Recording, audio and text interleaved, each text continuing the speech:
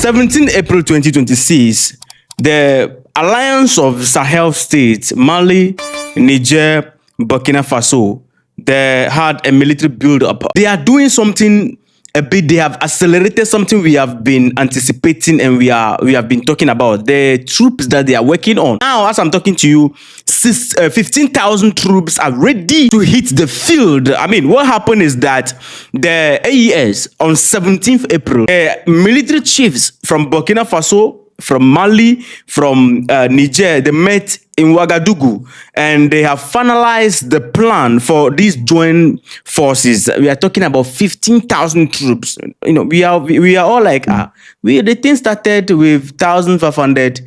Yes, 1,500. All of a sudden, it moved to 5,000, and now it got to 6,000, and all of a sudden, it shoot up to 15,000. They said they had enough. Enough is enough. They are stopped. Look, they said these guys in the region over there, they have crossed the line. They are done with them, and therefore they have accelerated it. The number have been moving and increasing based on how these people, the T group, all right, they also have been increasing their numbers on the field. The people they are recruiting, you know, they are recruiting every day. The stateless people, they are recruiting every day. So the army is monitoring the AES region. They are monitoring, and you know, they are also matching up. And now they have gone overboard to say, hey, we are done. Ghana, be ready, right? Nigeria, be much more ready. The reason why I say these countries, and even Togo and countries around the AES should be ready, I'll explain that to you. Now, the forces, these forces, we know they are expected to operate across the borders. It is not in the town, like we are not talking about the cities of the countries. No, the borders, the Lip Tako Guama three borders. All right. So they are operating around the borders, on the line of the borders, to secure the border, to make sure that those who are in will be dealt with, and those who want to come in cannot penetrate. From the beginning of days, the thing has moved from phase 1, phase 2, and phase 3. Okay, don't be confused. At this particular meeting, they explained the reason why they have to increase, because they made it clear that the initial plan started with 1,500 troops, and we have been talking about it a lot. All of a sudden, during mid, 2024, 2025, they have increased the whole thing to 5,000 troops, which is the joint forces that they've planned. You know, they are working on resource to resource them also. So everything was in motion, making sure that they become very full active. Then they realized that this guy also increasing, and so in 2025 they brought in phase 2, 2025 to 2026, in between right there. Phase 2 came in. That was when it moved to 6,000 troops due to the rising of these guys. Then phase 3 came in right now. In April, they said, look, they had enough. So this particular meeting that they had in Ouagadougou marked the beginning of full operation of these troops. The reason why I say Ghana should be ready, Nigeria should be ready, Togo should be ready, the countries around the Sahel should be ready, is because their zone is going to be much more hotter to this T group, and therefore the countries around, if you lose guard, you have them in your country. That's so simple as that. That's why I said they should be ready. You see, African Union failed to do this. The African Union, let us make the narrative correct. They have the army. The army is there under resource, and this army, the only time you see African Union putting pressure on the army and resourcing the army is when they heard that there is coup d'etat. Apart from that, the army doesn't have what it takes to even restore peace in Nigeria or any part of Africa. The only thing the army of ECOWAS and African Union know how to do is to restore democracy when there is coup d'etat. But apart from that, when you are in chaos, you are running a democratic country like Nigeria, and there is chaos everywhere, kidnapping here and there, they don't get a figure about that until they hear that, oh, okay, there's some military takeover. Then the troops are in. That is how the African Union has been reduced to. No wonder Ibrahim Traore said the African Union does not even belong to us Africans. Their building even does not belong to them. Even the African Union doesn't belong to Africans. They are dictated. Whatever they're told to do, they do. They're told to make a certain statement, and they do. Even the African Union building, it wasn't built by Africans. We aren't ashamed. And as long as we show this stance, they'll keep behaving like that. European Union Parliament, but deal with the European Union's problems. Aren't the people there suffering? The farmers there are suffering. Take care of your problems. Fight against your oligarchies that impoverish your people. Anyway, if it's from us, we'll fight to make sure there's nothing left here. If you want, you come and you cooperate properly. If it's to come and plunder us, never. That's the battle. It's energy, uranium, oil, even our gold. That's the battle. Okay, we're getting ready. It is a shame thing, right? And this is not an army that will come out like the Nigerian army and be telling the people that those who are kidnapping them and for ransom, and then they are buying them left and right and doing all kind of things, dubious and very, very, very strange, and things that we can't even talk about on this platform to them.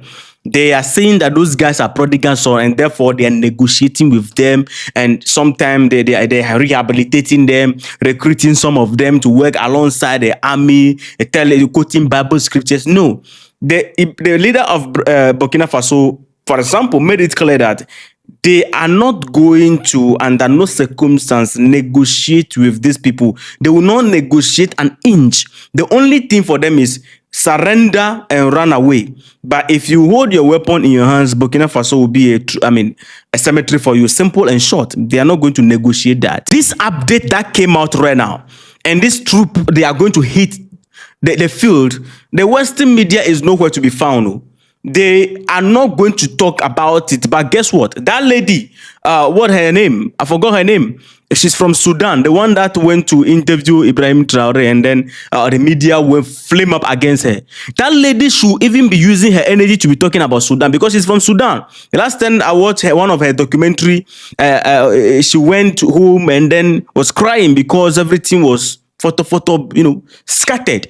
She should have been using the platform that she has to be criticizing the things that are going on in Burkina Faso, turning and twisting stories to talk about how these people in Sudan, they are suffering. But no, this achievement by the AES, none of them they are not going to talk about it. The only thing they will come out to do is that they will come and be talking about human rights and all that. They will come out and be telling us about human rights and the Burkina Faso army, they are buying civilians, kind of rubbish that they will come out and be telling us. Since the Sahel is working together, we are talking of 15,000 troops. So that simply means that if that simply means that Burkina Faso pull out 5,000, Mali pull out 5,000, Niger pull out 5,000, and they join together, and here they are.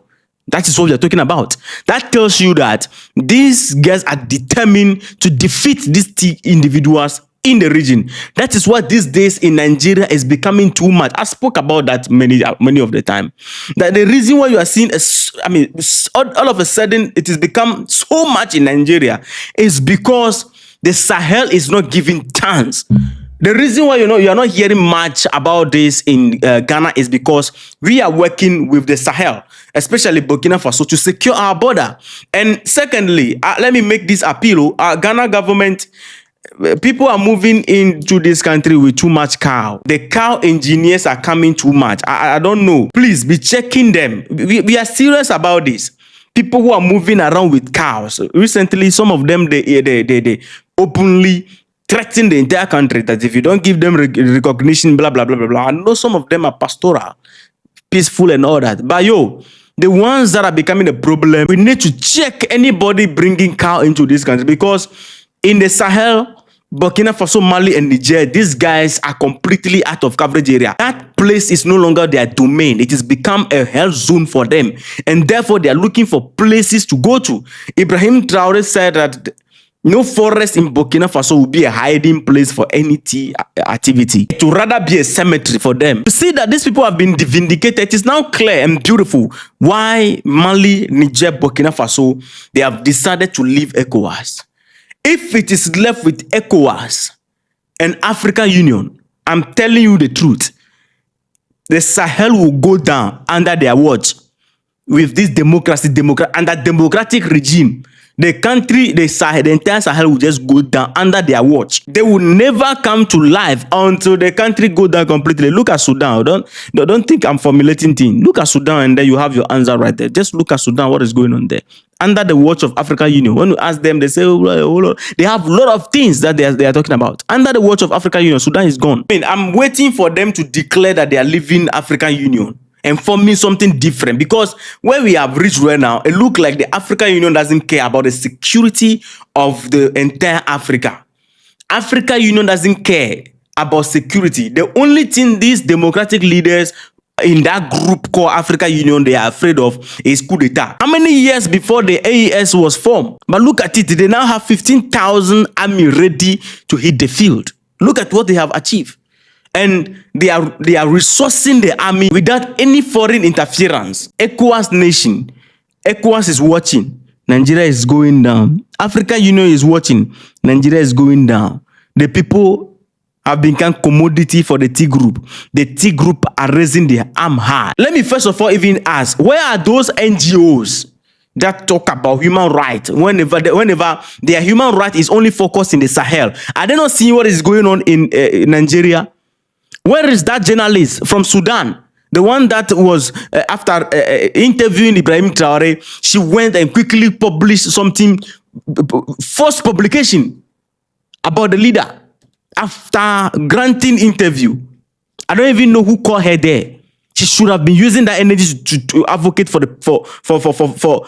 rescue of their people in Sudan. Where is she? Why is she not reporting what is going on in Nigeria? Why is she not so... That lady, I'm talking about the one that report for Sky News.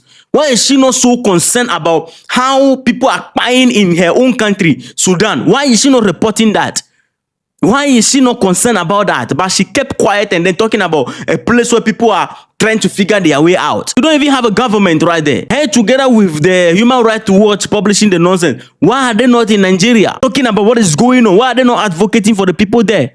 That is democratic regime and the people are suffering right there. Why are you not advocating? You see what Nigerians are going through? Do you know what Nigerians are going through in Nigeria?